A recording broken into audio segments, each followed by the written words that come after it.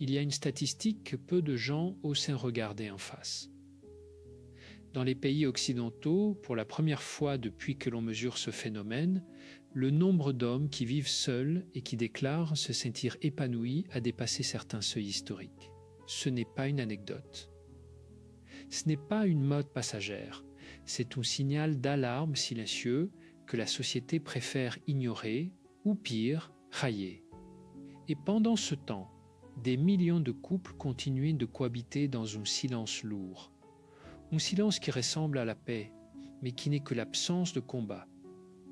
Deux personnes dans le même lit, deux étrangers dans la même maison, deux solitudes qui partagent un loyer, voilà la vérité brutale que personne ne veut entendre au moment de parler d'amour. Christophe André a consacré une grande partie de sa vie professionnelle à observer, à écouter, à accompagner des hommes et des femmes qui souffraient non pas de l'absence d'amour dans le monde, mais de l'incapacité à le vivre pleinement là où il se trouvait. Et ce qu'il a observé, ce que la recherche en psychologie clinique confirme avec une constance troublante, c'est que la solitude la plus destructrice n'est pas celle de celui qui vit sans partenaire. C'est celle de celui qui vit avec quelqu'un et se sent profondément, viscéralement seul. Alors pourquoi de plus en plus d'hommes choisissent-ils de vivre sans femme et pourquoi cela dérange-t-il autant ? La réponse n'est pas simple. Elle n'est pas non plus là où la plupart des gens croient la trouver. Et si vous êtes en couple aujourd'hui, si vous aimez quelqu'un ou si vous voulez construire quelque chose de solide avec un autre être humain, ce que vous allez entendre dans les prochaines minutes pourrait changer la façon dont vous regardez votre relation. Pas de manière théorique. De manière concrète, immédiate et profondément humaine. Restez. Parce que ce qui vient est important. Imaginons une scène ordinaire. Il est 20h30. La journée a été longue pour les deux. Elle rentre d'une réunion épuisante, lui d'un trajet qui a duré 40 minutes de trop. La table n'est pas mise. L'un des deux a oublié d'acheter le pain. Une petite chose, une chose ridicule. Et pourtant, quelque chose dans le ton de la voix, quelque chose dans le silence qui suit, déclenche ce que l'on pourrait appeler l'avalanche du quotidien. Les mots qui sortent ne parlent pas du pain. Ils parlent d'autre chose. Ils parlent de ne pas se sentir vu, de ne pas se sentir entendu, de faire toujours des efforts qui ne sont jamais reconnus. Le pain devient le symbole de tout ce qui ne va pas. Et la dispute qui s'ensuit dure peut-être 10 minutes, peut-être 1 heure. Mais le silence qui vient après, lui, peut durer des jours. Ce scénario, Christophe André l'a entendu sous des milliers de variantes différentes. Le pain, la vaisselle, le téléphone qui ne décroche pas, les vacances non planifiées, la belle-mère dont on ne parle plus, le projet professionnel que l'un soutient et l'autre saboté doucement sans même s'en rendre compte. La forme change. Le fond reste identique. Ce n'est jamais vraiment une dispute sur ce dont il s'agit en surface. C'est toujours une dispute sur le besoin d'être reconnu, d'être aimé, d'exister aux yeux de l'autre. Et voilà le paradoxe douloureux que la psychologie des relations met en lumière. Les deux personnes veulent la même chose. Les deux souffrent du même manque. Mais chacune exprime ce manque d'une façon qui empêche l'autre de le voir. L'un se ferme, l'autre s'emballe. L'un fuit dans le travail, dans les écrans, dans la bière du soir. L'autre cherche le conflit comme seul moyen de prouver que la connexion existe encore, même si elle prend la forme d'une dispute. Et le cercle se referme, encore et encore. Si cette scène vous parle, si vous avez reconnu quelque chose dans ces mots, quelque chose qui ressemble à votre salon, à votre cuisine, à votre chambre, alors ce que vous ressentez en ce moment mérite d'être pris au sérieux. Pas rougé, pas minimisé, pris au sérieux. Et justement, si ce souhait vous touche, si vous voulez continuer à explorer ces questions avec la profondeur qu'elles méritent, c'est peut-être le moment de vous abonner à cette chaîne. Pas parce qu'il faut le faire, mais parce que les gens qui construisent des relations plus saines, plus conscientes, commencent toujours par chercher les bonnes questions. Pas les réponses faciles, les vraies questions. Et dans les commentaires, prenez un moment pour répondre à ceci. Est-ce que vous vous sentez vraiment vu et entendu dans votre relation actuelle ? Vous n'avez pas à donner une grande réponse. Un mot suffit, parce que parfois nommer ce que l'on ressent est déjà un acte de courage immense. Revenons maintenant à cette question qui dérange. Pourquoi de plus en plus d'hommes disent-ils être heureux sans femme? Et pourquoi cette réalité met-elle tant de gens mal à l'aise? Christophe André ne se contente pas d'observer les symptômes, il cherche les racines. Et ce qu'il trouve, lorsqu'il accompagne des hommes qui ont choisi la solitude volontaire ou qui déclarent s'y épanouir, n'est pas une misogynie cachée, ni une immaturité affective, ni même une peur déguisée. Ce qu'il trouve, la plupart du temps, c'est une blessure ancienne mal cicatrisée. C'est un homme qui a essayé d'aimer, qui a essayé de s'ouvrir et qui, face à la répétition de la douleur, a fini par conclure que la protection valait mieux que la connexion. Et voici où cela devient vraiment préoccupant pour ceux qui sont un couple aujourd'hui. Si vous ne faites rien, si vous continuez à vivre côte à côte sans jamais plonger dans la vraie profondeur de votre relation, vous risquez de construire exactement le type de dynamique qui pousse les gens à fuir l'amour. Vous risquez de créer au cœur même de votre foyer l'environnement émotionnel qui apprenne à vos enfants que l'amour fait mal, que l'intimité est dangereuse et que la solitude est préférable à la vulnérabilité. Ce n'est pas une hypothèse alarmiste. C'est ce que la recherche en psychologie du développement démontre depuis des décennies. Les enfants n'apprennent pas l'amour à travers les mots que leurs parents leur disent. Ils l'apprennent à travers ce qu'ils observent, à travers le ton de la voix de leur père quand ils parlent à leur mère, à travers la façon dont leur mère se referme ou s'ouvre quand leur père entre dans la pièce, à travers les silences qui durent trop longtemps, à travers les regards qui ne se croisent plus. John Gottman, dont les travaux ont inspiré une génération entière de thérapeutes de couple, dont Christophe André a souvent cité les conclusions, a démontré quelque chose de fondamental. Il peut prédire avec une précision troublante si un couple va se séparer en observant seulement quelques minutes d'interaction. Pas les grandes crises, pas les trahisons, les micro-expressions, le mépris dans un demi-sourire, le dédain dans une syllabe, le désintérêt dans un regard qui fuit. Ces petits signaux, répétés des centaines de fois par semaine, construisent un récit intérieur dans lequel l'autre n'est plus un partenaire. Il devient un obstacle, une source de frustration, un étranger familier. Et si vous êtes parent, si vous avez des enfants qui grandissent dans cette atmosphère, comprenez ceci. Ils absorbent tout, absolument tout. Leur cerveau en développement est littéralement câblé pour lire les signaux de sécurité ou de menace dans leur environnement affectif. Un foyer où les deux parents coexistent dans l'indifférence ou le ressentiment silencieux n'est pas un foyer neutre. C'est un foyer où le système nerveux de l'enfant apprend à vivre un état d'alerte chronique basse, où l'enfant développe des stratégies d'adaptation qui l'accompagneront toute sa vie. Certains deviendront des adultes anxieux dans les relations, d'autres deviendront des adultes qui fouillent l'intimité. Et d'autres encore deviendront des hommes qui, des années plus tard, diront qu'ils sont heureux seuls, sans vraiment comprendre pourquoi l'idée d'être aimé leur fait autant peur. Vous voyez le cercle, vous voyez comment tout est lié. Ce n'est pas pour vous culpabiliser. Christophe André a toujours insisté sur ce point avec une clarté absolue. La culpabilité n'est pas un moteur de changement. Elle est tout frein. Elle paralyse, elle isole. Et elle est, dans ce contexte, complètement inutile. Ce qui compte, ce qui a toujours compté, c'est la conscience de ce qui se passait, la conscience de ce que l'on construit ou de ce que l'on détruit, souvent sans le vouloir, souvent en croyant bien faire. Alors restez encore, parce que nous n'avons pas encore touché le fond de ce souhait. Et le fond, comme toujours, est là où se trouve la lumière. Parlons maintenant de ce phénomène social plus en détail. Parce que l'essor de ces hommes qui déclarent se sentir épanouis sans relation amoureuse n'est pas un hasard culturel. Ce n'est pas non plus, comme certains voudraient le croire, simplement une réaction à un féminisme mal compris ou à des guerres de genres amplifiées par les réseaux sociaux. C'est quelque chose de beaucoup plus profond, beaucoup plus révélateur de l'état de notre capacité collective à aimer. Des études récentes en psychologie sociale notamment celles qui examinent les tendances relationnelles dans les pays nordiques, au Japon, en Amérique du Nord et progressivement en Europe du Sud, montrent une réalité déconcertante.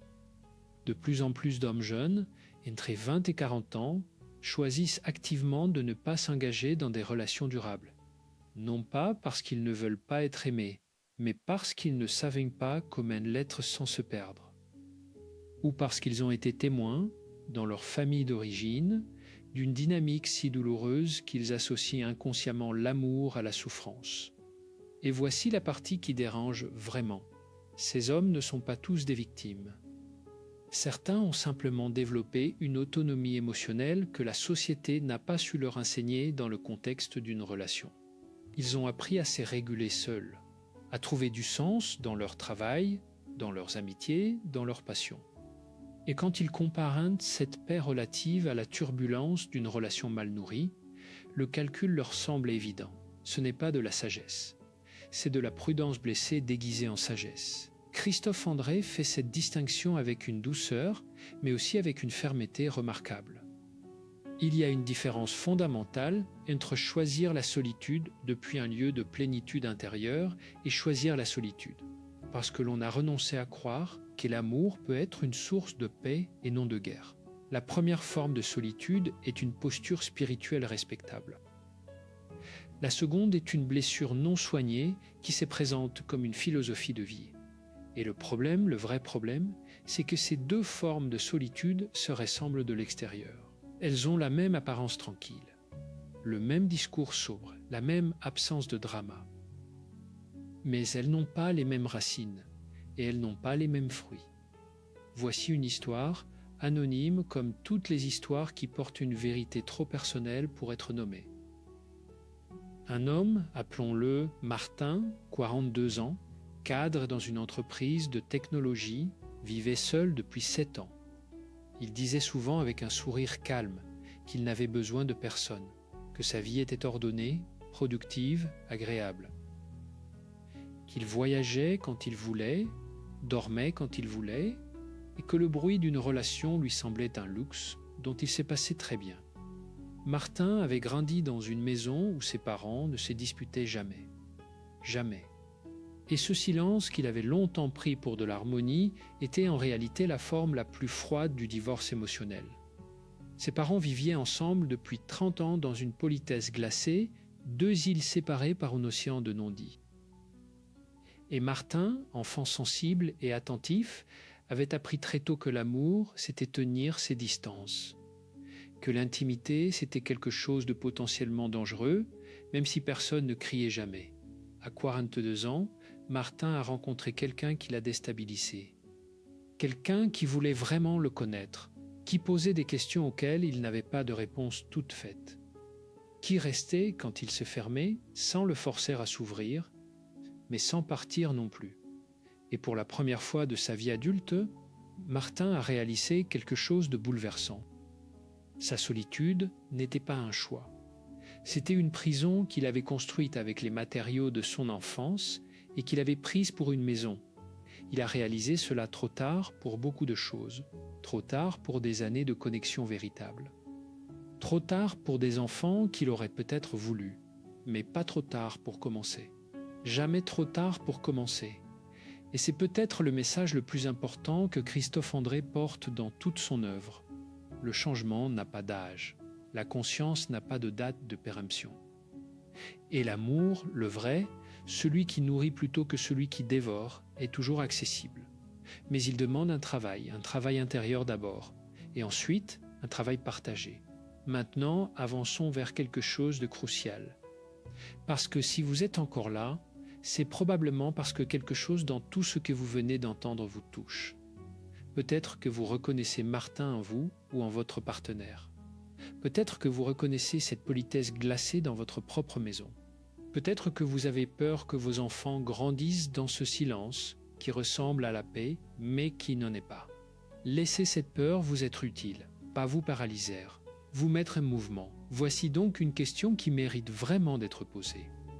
Qu'est-ce qui se passe réellement dans le cerveau et dans le corps d'une personne qui vit dans une relation émotionnellement désertique? Parce que le corps, lui, ne m'aime pas. Il ne fait pas de politesse. Il ne tient pas de discours philosophique sur l'indépendance. Le corps garde le score, comme l'a dit avec une précision chirurgicale Bessel van der Kolk, une formulation que Christophe André a souvent reprise dans ses conférences et ses écrits. Quand un être humain vit dans une relation où l'intimité émotionnelle est absente de façon chronique, son système nerveux s'adapte. D'abord, il essaye, il envoie des signaux, des tentatives de connexion, parfois maladroites, parfois désespérées, une main tendue, un regard cherché, une question posée dans l'espoir d'une vraie réponse. Et si ces tentatives sont ignorées, rejetées ou simplement non vouées de façon répétée, quelque chose se ferme. Progressivement, imperceptiblement, le cortisol, l'hormone du stress, s'installe en résidence permanente. Le système immunitaire s'affaiblit. La qualité du sommeil se dégrade.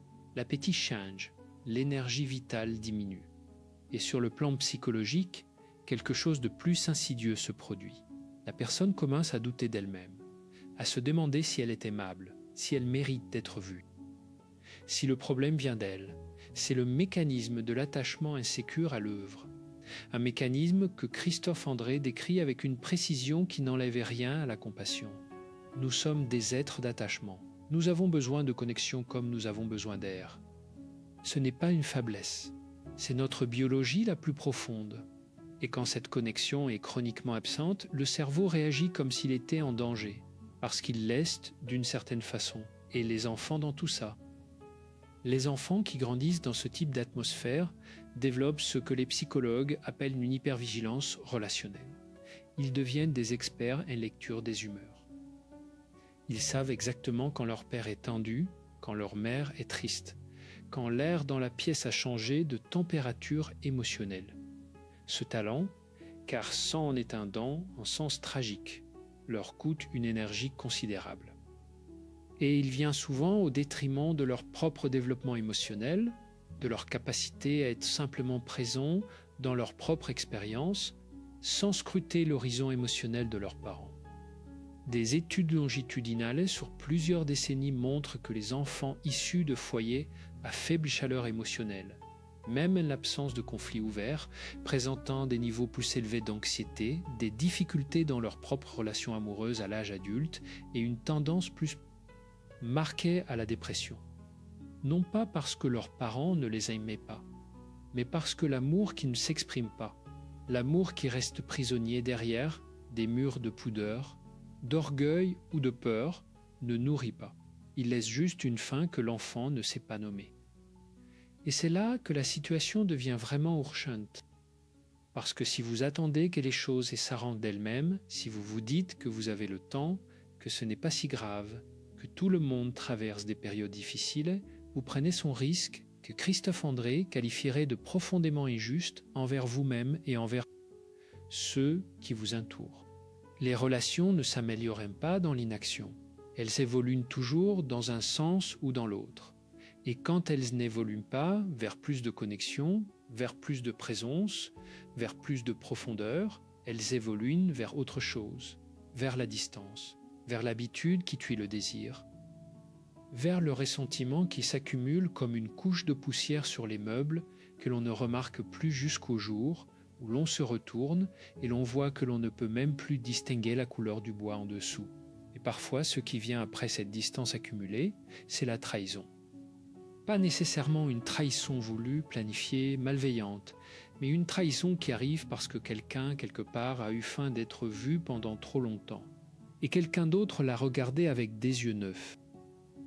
Et toute la construction, tout ce qui avait été construit, commence à s'effondrer. Ce n'est pas une fatalité, mais c'est une probabilité qui augmente avec chaque jour où l'on choisit la distance plutôt que la présence. Permettez maintenant une question qui peut sembler provocatrice, mais qui est profondément sincère. Est-ce que vous savez vraiment ce que votre partenaire ressent en ce moment? Parce qu'il ou elle vous dit quand vous lui demandez comment ça va, et qu'il ou elle répond bien merci. Mais ce qu'il ou elle ressent vraiment, ce dont il ou elle a besoin, ce qu'il ou elle n'ose peut-être pas vous dire parce que la dernière fois qu'il ou elle a essayé, vous étiez distrait ou fatigué ou vous avez changé de souhait sans vous en rendre compte. La plupart des gens qui vivent dans des relations douloureuses n'ont pas cessé d'aimer. Ils ont cessé de se sentir en sécurité pour être vulnérables. Et c'est une nuance qui change absolument tout. Christophe André, dans ses travaux sur la pleine conscience appliquée aux relations, insiste sur ce point avec une constance remarquable. La présence est le premier acte d'amour. Pas les grands gestes, pas les déclarations. La présence. Être réellement là, avec l'autre, dans le moment où l'autre existe.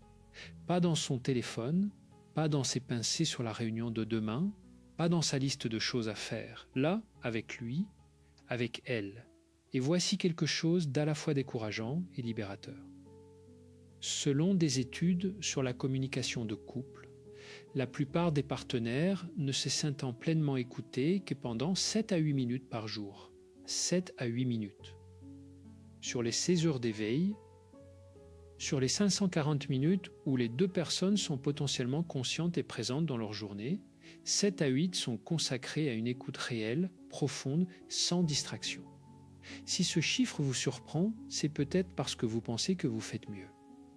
Peut-être que vous faites effectivement mieux, mais peut-être aussi que vous confondez être dans la même pièce avec être présent. Et ce sont deux expériences radicalement différentes. Alors que faire ?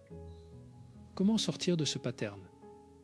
Comment reconstruire quelque chose qui a peut-être été abîmé par des années d'habitude, de fatigue, des non-dits accumulés ?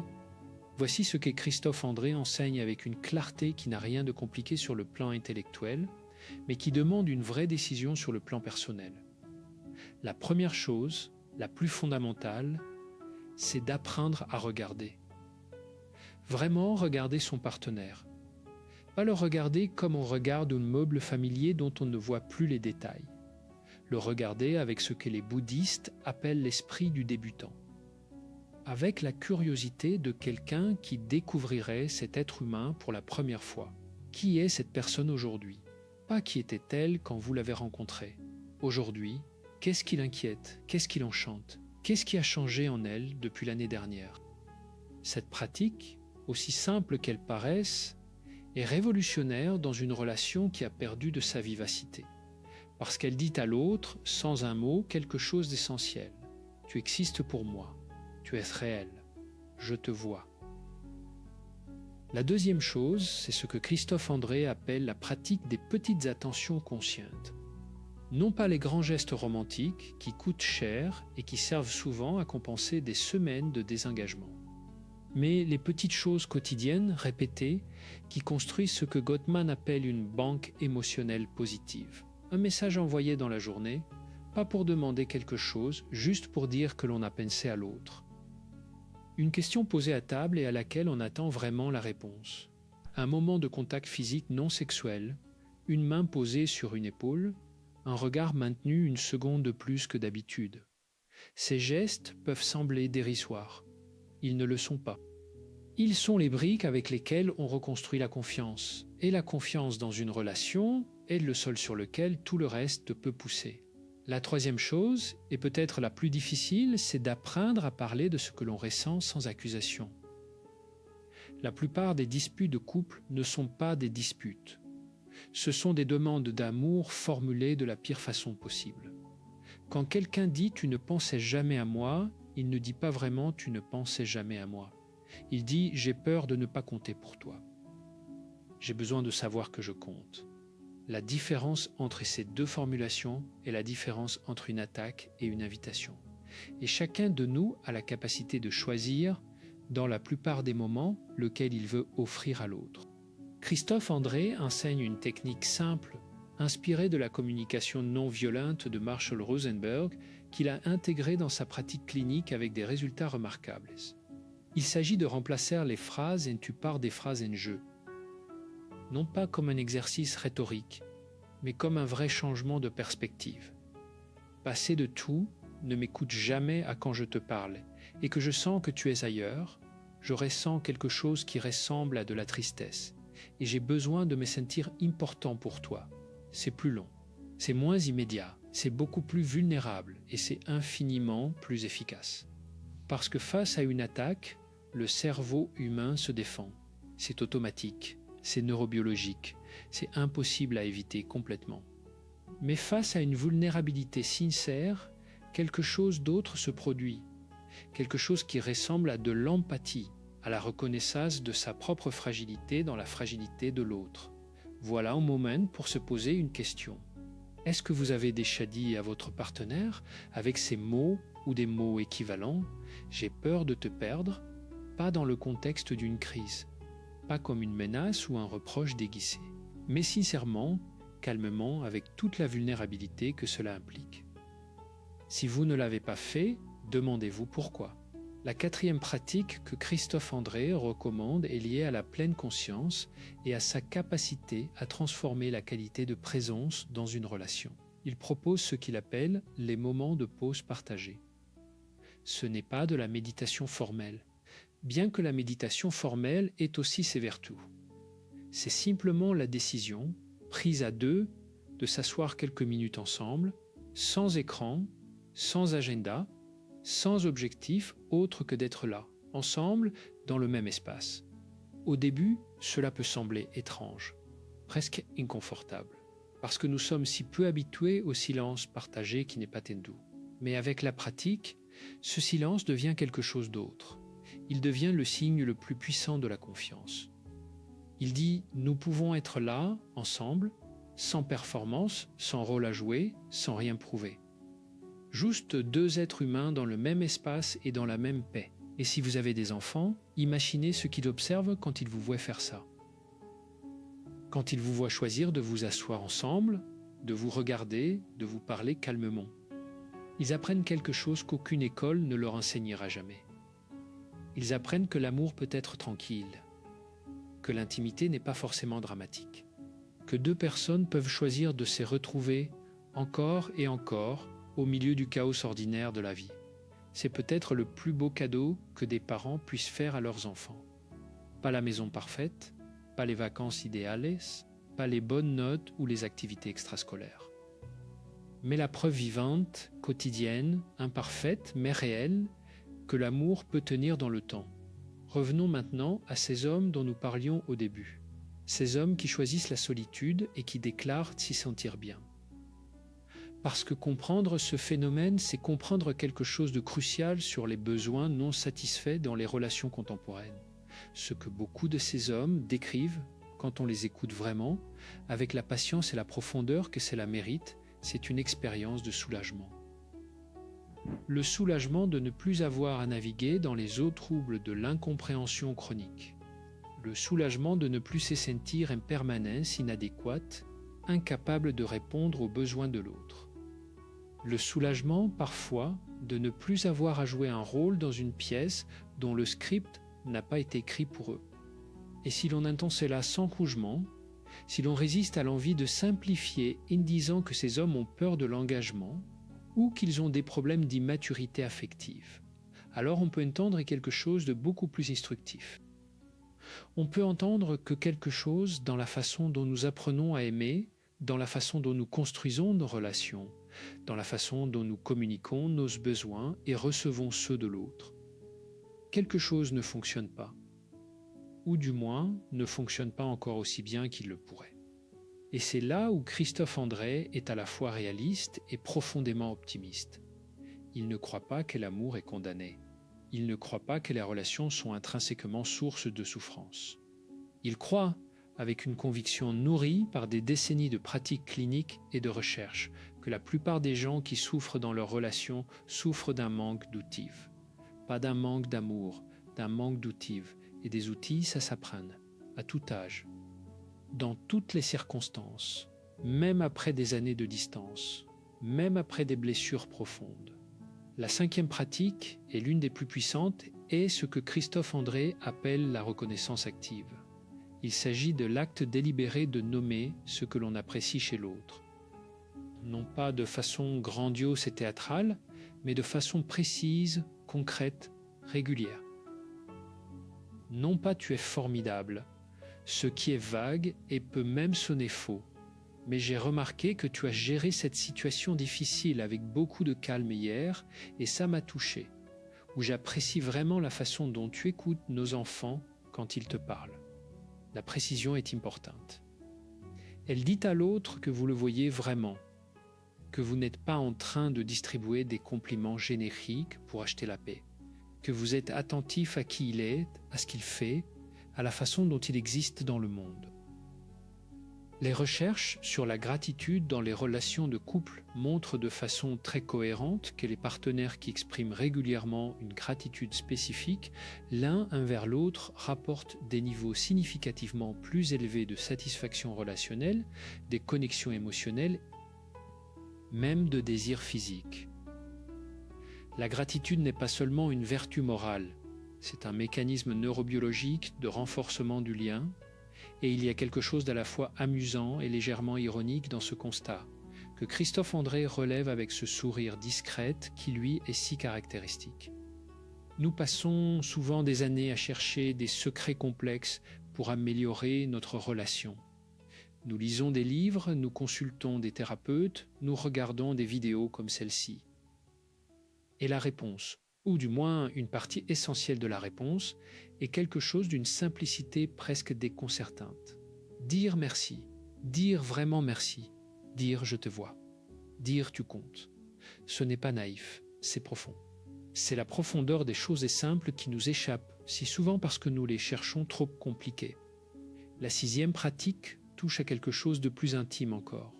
Elle concerne ce que Christophe André appelle la gestion des réparations après les conflits. Parce que les conflits, dans une relation, sont inévitables. Ce n'est pas la présence des conflits qui prédit la fin d'une relation. C'est l'absence de réparation après les conflits. Gottman a montré que les couples heureux ne sont pas les couples qui ne se disputent pas. Ce sont les couples qui savent comment revenir à la connexion après une dispute, qui savent comment dire « je suis désolé » et le pincer vraiment, qui savent comment tendre la main après une dispute sans avoir besoin que l'autre capitule d'abord, qui savent que l'ego, dans ces moments, est l'ennemi de la relation. Et cela demande une maturité émotionnelle que l'on ne naît pas avec, que l'on développe, que l'on cultive, et que l'on peut commencer à cultiver dès aujourd'hui si l'on choisit de le faire. Christophe André propose un exercice concret après chaque conflit significatif. Il s'agit de s'accorder, dans les 24 heures qui suivent, au moment où chacun peut exprimer non pas sa version des faits, non pas qui avait raison ou tort, mais ce qu'il a ressenti pendant la dispute. Pas ce que l'autre a fait ou n'a pas fait, ce que l'on a soi-même ressenti, la peur, la tristesse, la frustration et la vulnérabilité de les nommer. Ce type de conversation ne résout pas toujours le problème de fond, mais il fait quelque chose d'encore plus important. Il dit à l'autre, nous pouvons traverser les tempêtes et continuer à nous parler. Nous pouvons nous faire mal sans nous détruire, et cette connaissance, accumulée sur des mois et des années, est le ciment le plus solide qu'une relation puisse avoir. Parlons maintenant d'un aspect que l'on oublie souvent dans les discussions sur la relation de couple, la relation à soi-même.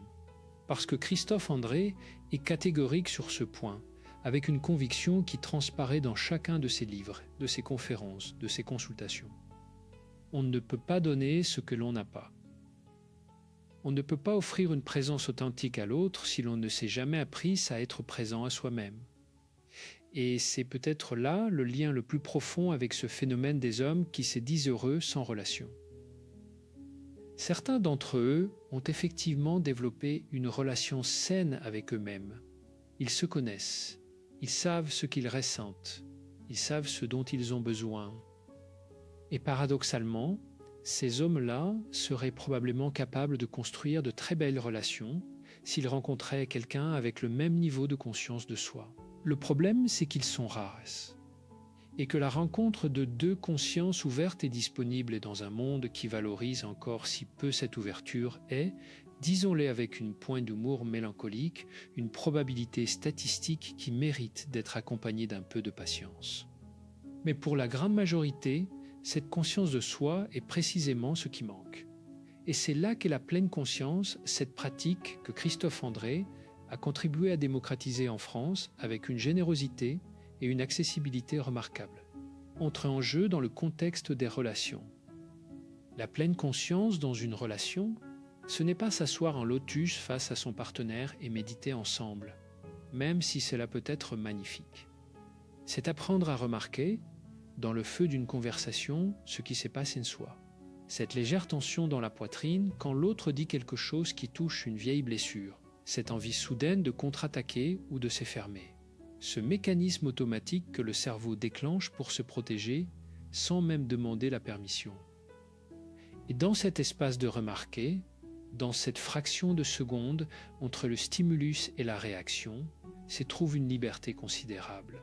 La liberté de choisir une réponse différente, de choisir la curiosité plutôt que la défensive, de choisir d'être avec plutôt que contre, ce n'est pas facile. Cela demande de la pratique, des dizaines, des centaines de répétitions avant que ce soit fluide. Mais chaque fois que l'on y arrive, même imparfaitement, quelque chose change dans la dynamique de la relation. L'autre le sait, même sans comprendre exactement ce qui a changé. L'autre sent que quelque chose dans la qualité de la présence en face de lui est différent, et cela crée quelque chose, une ouverture, un espace, un moment de grâce dans lequel quelque chose de neuf peut pousser. Voici une autre question, celle-là adressée directement à ceux qui regardent ceci et qui se reconnaissent peut-être plus dans le profil de l'homme ou de la femme qui s'est progressivement éloigné de l'idée de l'amour. De ceux qui ont construit autour d'eux une indépendance si solide qu'elle ressemble à une forteresse. Avez-vous déjà pensé que cette indépendance, cette capacité à vous passer des autres, à ne pas avoir besoin, pourrait être non pas votre plus grande force, mais votre plus grande stratégie de survie émotionnelle? Que quelque part, à un moment de votre histoire, vous avez appris que dépendre de quelqu'un était dangereux. Que montrer votre vulnérabilité attirait la douleur plutôt que la tendresse. Si quelque chose en vous dit oui, même timidement, même avec réticence, c'est une information précieuse. Pas un rougement, une information. Christophe André parle avec une grande douceur de ce qu'il appelle les blessures d'attachement. Ces empreintes laissées par des expériences précoces qui ont appris au cerveau que l'amour est conditionnel ou imprévisible ou source de honte. Ces blessures ne disparaissent pas avec le temps, mais elles peuvent guérir avec la conscience, avec la thérapie, avec les bonnes relations. Et voici quelque chose que la science de l'attachement a confirmé de façon répétée. Les blessures d'attachement les plus profondes ne guérissent pas dans la solitude. Elles guérissent dans la relation, dans la répétition d'expériences relationnelles suffisamment sécurisantes pour réécrire progressivement le script intérieur. Pour apprendre au cerveau, par l'expérience concrète et répétée, que l'intimité n'est pas toujours dangereuse, que la vulnérabilité peut être accueillie avec douceur, que l'on peut être vous, vraiment vous, et ne pas être abandonné. C'est pour cela que Christophe André, malgré toute la légitimité qu'il accorde à la solitude choisie, maintient avec une conviction ferme que les relations intimes, quand elles sont construites sur une base de sécurité et de respect mutuel, restent l'un des contextes les plus puissants de croissance et de guérison personnelle. Non pas parce qu'elles sont obligatoires, non pas parce que la société l'exige, mais parce qu'elles offrent quelque chose que l'on ne peut pas tout à fait se donner à soi-même. Le miroir de l'autre, la confrontation bienveillante, la preuve vivante que l'on est aimable. Et pour ceux qui sont un couple aujourd'hui, qui peut-être se sentent loin de cette chaleur, de cette connexion, de cette sécurité, le message est simple et clair. Vous n'êtes pas condamné à ce que vous vivez en ce moment, même si cela dure depuis des années, même si vous avez essayé des choses et que ça n'a pas marché, même si vous avez douté que quelque chose puisse changer. Le changement commence par un geste, un seul, pas par une révolution totale de couple, pas par une conversation de 4 heures où l'on débaille tout, mais par un geste, un regard, une phrase, une main tendue dans le noir. Et souvent, ce geste suffit à rouvrir quelque chose. Pas à tout résoudre d'un coup, mais à dire « je n'ai pas renoncé, tu comptes encore, nous valons encore la peine d'être essayés ». La 7e pratique que Christophe André met en avant est peut-être la plus contre-intuitive. Il l'appelle l'art de laisser l'autre avoir tort sans en faire un combat, et il le dit avec ce sourire légèrement espiègle qui trahit une profonde connaissance de la nature humaine. Nous avons une relation fascinante avec le fait d'avoir raison. Pour beaucoup d'entre nous, avoir raison dans une dispute n'est pas juste un avantage logique, c'est une nécessité émotionnelle. Parce que quelque part, avoir tort signifie être inadéquate, être moins, être en danger. Alors nous défendons nos positions avec une énergie qui dépasse largement l'enjeu réel de la dispute. Nous défendons notre vision du passé, notre interprétation des faits, notre version de l'histoire du couple, avec la même intensité que si notre survie en dépendait. Parce que dans notre psychologie profonde, d'une certaine façon, c'est ce que cela ressemble. Et le coût de ce besoin d'avoir raison est colossal. Chaque victoire dans une dispute est une défaite pour la relation. Parce que quand l'un gagne, l'autre perd. Et quelqu'un qui perd régulièrement finit par se retirer du jeu, finit par ne plus risquer d'entrer dans la conversation, finit par cette politesse glacée, ce silence qui ressemble à la paix, que nous connaissons si bien maintenant. Apprendre à lâcher la victoire pour gagner la connexion est l'un des actes de maturité émotionnelle les plus exigeants et les plus transformateurs qu'un être humain puisse accomplir dans une relation. Et Christophe André le souligne avec une clarté absolue. Ce n'est pas de la capitulation. Ce n'est pas se trahir soi-même. C'est simplement comprendre que dans une relation intime, la question la plus importante n'est jamais qui a raison. Elle est toujours comment allons-nous. La 8e et dernière pratique que nous allons explorer aujourd'hui touche à quelque chose que Christophe André appelle la culture du jeu et de la légèreté dans le couple. Parce que dans toute cette conversation sérieuse et nécessaire sur les blessures, les besoins, les conflits et les réparations, il serait dommage d'oublier quelque chose d'essentiel. Le couple, quand il est vivant, est aussi un espace de jeu, de rire, de légèreté, de complicité qui n'a pas besoin d'être justifiée. Les recherches montrent que le rire partagé est l'un des prédicteurs les plus robustes de la satisfaction dans une relation longue durée. Non pas le rire poli que l'on fait par politesse, mais le vrai rire, celui qui surprend, celui qui fait du bien, celui qui dit « nous avons un monde à nous, une langue secrète », une façon de voir les choses que personne d'autre ne partage exactement de cette façon. Et cette complicité se cultive. Elle ne survit pas toute seule dans les années de fatigue et de responsabilité accumulées. Elle demande de l'attention, elle demande que l'on continue à être curieux de l'autre, à être surpris par lui, à chercher les moments où l'on peut sourire ensemble plutôt que de gérer ensemble. Christophe André propose quelque chose de délicieusement simple. Demandez à votre partenaire, une fois par semaine, une chose qui la fait sourire dans la semaine. Pas une grande chose. La plus petite possible. Un moment absurde dans la file d'attente du supermarché. Une phrase entendue dans le bus. Un souvenir qui a ressurgi sans raison. Et écoutez. Vraiment écoutez. Avec le même intérêt que vous porteriez à une histoire fascinante racontée par quelqu'un que vous rencontrez pour la première fois. Parce que votre partenaire, même après 10 ans, même après 20 ans, est aussi quelqu'un que vous pouvez continuer à découvrir, à condition de choisir de le voir comme tel, à condition de résister à l'illusion que vous le connaissez entièrement. Parce que cette illusion est l'ennemi du désir, de la curiosité et de la connexion. Aucun être humain ne se laisse jamais entièrement connaître. Nous changeons, nous évoluons. Nous avons des profondeurs que nous n'avons pas encore explorées nous-mêmes. Et votre partenaire, cet être si familier et parfois si mystérieux, est plus riche, plus complexe et plus intéressant que vous ne le pensez peut-être en ce moment. La question est simplement de savoir si vous choisissez de le découvrir, encore et encore, avec la même ouverture que vous aviez au début, ou peut-être avec une ouverture encore plus profonde, nourrie par des années de vie partagées et par tout ce que vous avez traversé ensemble. Revenons une dernière fois à cette image troublante avec laquelle nous avons commencé. Ces hommes qui déclarent être heureux sans relation. Cette réalité qui dérange, elle dérange parce qu'elle nous renvoie quelque chose d'inconfortable sur notre façon collective de vivre l'amour. Elle nous dit que quelque chose ne va pas dans la façon dont nous préparons les gens à aimer, dans la façon dont nous modélisons l'amour pour nos enfants, dans la façon dont nous gérons nos propres blessures plutôt que de les transmettre, souvent sans le vouloir, à ceux que nous aimons le plus. Mais elle nous dit aussi quelque chose d'espérant.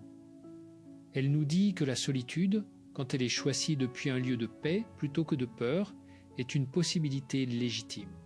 Et qu'une relation, quand elle est construite sur la conscience, la présence et le respect mutuel, est quelque chose de magnifique, de vivant, de capable de traverser le temps sans se transformer en prison. Le choix n'est pas entre être seul et être ensemble.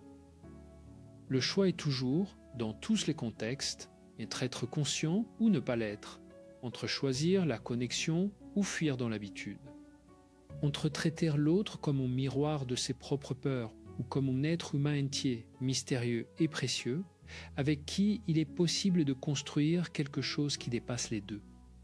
Christophe André termine souvent ses conférences sur ce sujet avec une pensée qui résonne longtemps après que les mots aient été prononcés. Il dit que l'amour n'est pas un état que l'on atteint et que l'on conserve ensuite sans effort. C'est une pratique quotidienne, imparfaite, parfois épuisante, souvent bouleversante, mais toujours d'une richesse que rien d'autre dans l'existence humaine ne peut tout à fait égaler. Pas parce que l'amour résout tout, il ne résout rien en réalité, mais parce qu'il nous invite à devenir plus présent, plus courageux, plus ouvert, plus humain.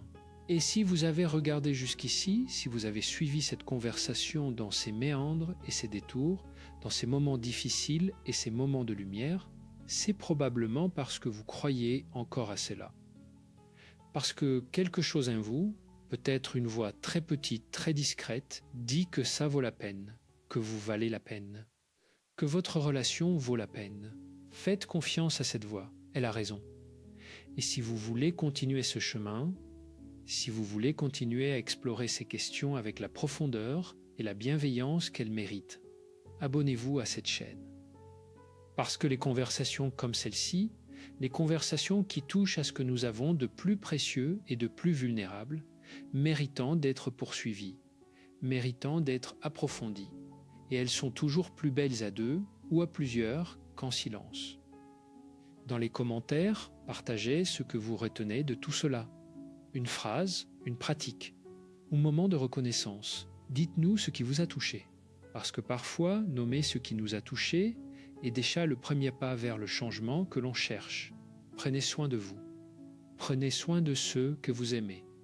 Et rappelez-vous que la conscience, même imparfaite, même tardive, est toujours un cadeau, pour soi et pour l'autre.